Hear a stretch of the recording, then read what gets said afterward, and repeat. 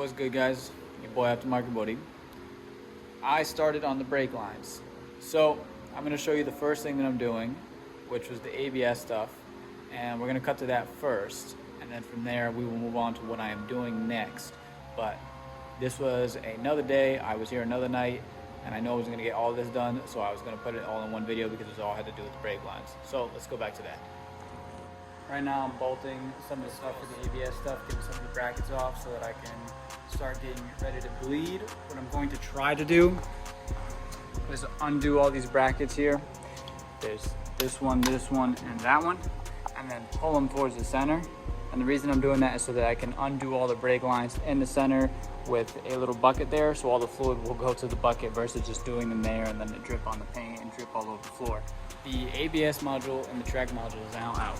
It took all of these tools. It was much easier and harder than I thought. Maybe like one or two less than those tools. But the reason I needed everything is because I needed everything above the sun, 1/4 inch, wrenches, swivel sockets, ratchets, everything. It was easier and harder, I say, because one, they're riveted in, which sucks because those brackets don't come out. So I'm gonna have to drill those out or something to get those out. And then number two, the threads were actually really good, which made it easy. So that was good. I didn't realize that there was 2 ABS modules and then 2 track systems. I mean, there was 2 track systems, but there was 1 ABS module, which is ridiculous. This is great because it's going to remove a lot of weight. It's not like it's removing it far from the front, but it's still removing like 50 pounds probably in weight. And then not including the lines that are going to be removed. That's going to be a lot of weight too. Cruise control is deleted, all that stuff. So we're definitely saving a lot of weight on here. I'm not going to save weight. Like, that's not what I'm going for. It just happens to be the case. All I gotta do now is untangle these lines from this because there's a fuel line breather, and that fuel line breather needs to stay so that the fuel tank can breathe itself and not blow up or over pump itself. That's gonna be a pain because I gotta untangle them and go through the bottom, and then there's 2 lines that will go to the back that follow that line. But after that, all the brake lines will be out, and this will be nice and simple, and we can start figuring out where I'm gonna start undoing this, if I even wanna undo this. So what I might try to do is undo it from somewhere over there where I don't have to do any of this. All I gotta do is pull it out. Let's get started there. So now I begin here, start taking off the ones directly off the master. These ones, I believe, go to the track system, and then there's a tube in the back that goes directly to the, reverse. These go to the ABS. The last one in the back, there's a tube, goes to the track system. So once I took these off, I got them with the tube, a funnel that goes to a brake fluid collector. And then here I'm taking off the lines that go directly to the brake calipers, the driver front, the passenger rear, the driver rear. And then I'm bending them so that they all go back to the brake fluid collector. And this way I can pull out the rest of the ABS module, which you're about to see in the next clip now. For those of you guys wondering, if these guys are gonna do this delete too, I mean, it's not really gonna make a difference, but it'll make this easier to come off. If you see these 4 17s that I put in here right now, these are going to be all the lines that go directly to the brakes. So this ABS system is connected through this, and then it goes through all of this just to make sure that the ABS works properly and does its thing. You know, it's got the connectors over here. So these 4 17s are going to go to your brakes individually and then go to the ABS.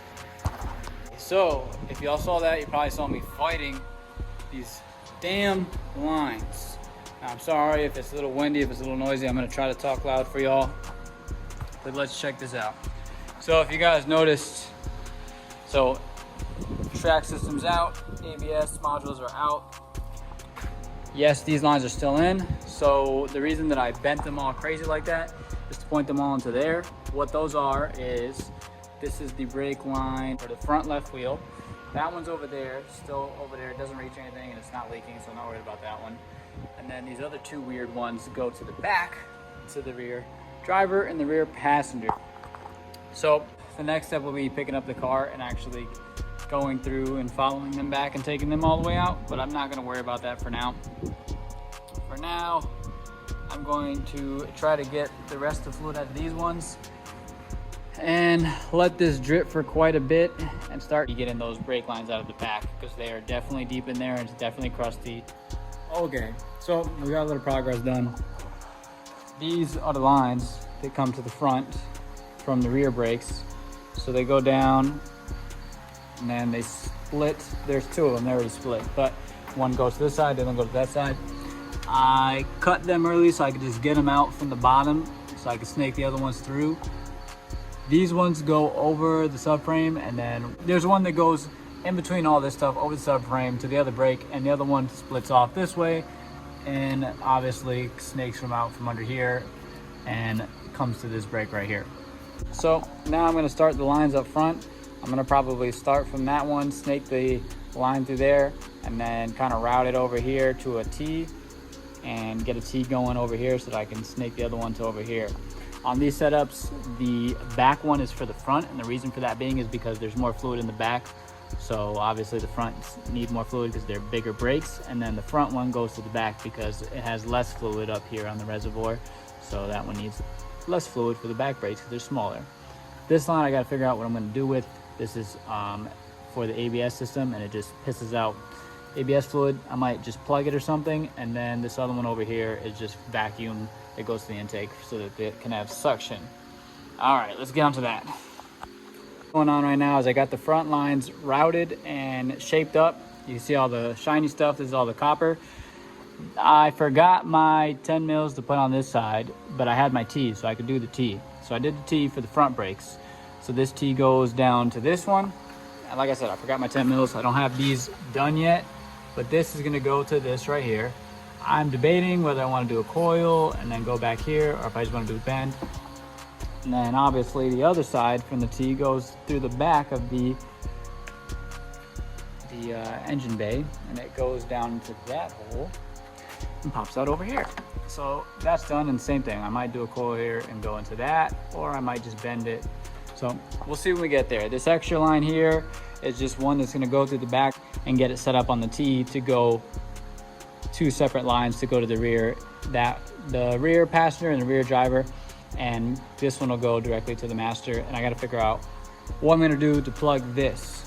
So that's what's next, guys. I know I didn't really show what was going on with this too much, just because it was a lot for me to film this and go back and forth. I would have been very, very frustrated. This already was a lot. It takes me about, I had like half an hour to do one of these lines just to get it routed to one side. I know I look like crap. I just got rust in my eye, so don't mind my eye. Yeah, don't mind this either. But I'm gonna show you guys what the progress is with the brakes and what's going on. So all this stuff is piped now. As you can see, that is going to the driver's side. So that is coming from the master, goes down here to this T. This T goes to that driver's side. This T goes to the other side, which I'll show in a second. But this crosses over the back of the engine bay, comes through that hole right there, sticks out right there, and it goes right to this caliper. And then over here for the rear, we have this one coming down, goes around here and goes into this. This is going to allow me to control how much goes to the rear brakes. This line right here is what's going to go to this down here. I am routing that now. I haven't quite finished yet, and that's going to go all the way to the back. I just snaked it through here. It's now going over the subframe, and if you can see right there, it's sticking out right there. So I'm going to put a T there. Then I'm going to make some brake lines that go to this one and go to the other passenger side, and I will be done with the brake line. Hello, so this is the last day of everything. The brake lines are all wrapped up now. I'm going to show you guys the final stuff for the back. So we're actually, you know what, we'll start from the whole thing and go over everything. So front brakes obviously have to go first. So this is the front brakes. The back one is for the front brakes because it has more fluid back there. So hence it's going to go to bigger brakes that are going to have more fluid, more capacity. It's going to go over there. It doesn't make a difference in braking force, it just makes a difference in how much fluid is going into the caliper. So this goes down to the T. This one goes down to the driver's side. This one goes down to the passenger side. So if you follow that one, outside there, you can see it over there, that shiny thing. You guys already seen all this, so I'm not really going to get too in detail. That's the passenger one. It's going over the back of the engine bay through this hole, then going back there. And for the rear, I have this in the front, right? This goes down, it loops over to this brake bias.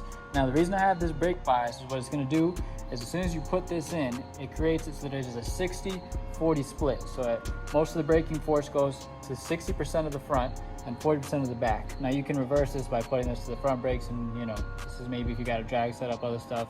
etc., etc. Now when I twist it all the way down, it'll go all the way to 10% in the back and 90 in the front. So I'll play with that as I get on the car and you know, get familiar with it. This, I realized that I have another tube that was for the ABS, so I can loop these. I don't have to worry about that. After it goes goes into here from this one that goes to the rear, it goes down. If you look, it follows through there. This coils around, goes through that. It goes to the stock location for the fuel rails, so you can't even see it. It's gonna go all the way back.